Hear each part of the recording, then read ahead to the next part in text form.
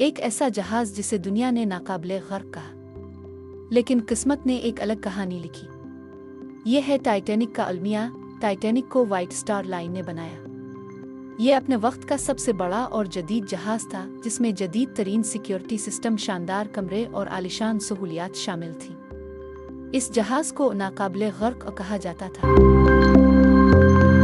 10 अप्रैल 1912 को टाइटैनिक ने इंग्लैंड के शहर साउथहैम्पटन से न्यूयॉर्क के लिए अपना पहला सफ़र शुरू किया।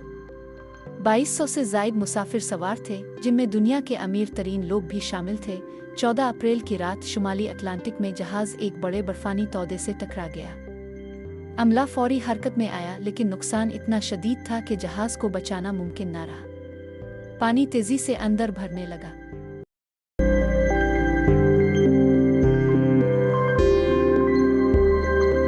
लाइफ बूट्स की कमी की वजह से सिर्फ 700 के करीब लोग बच सके, जबकि 1500 से ज़ायद अफराद समंदर की गहराइयों में डूब गए। यह हादसा तारीख का सबसे बड़ा बहरी सानहा माना जाता है। इसके बाद समंदरी कवानीन में कई तब्दीलियां की गईं ताकि ऐसी तबाही दोबारा ना हो।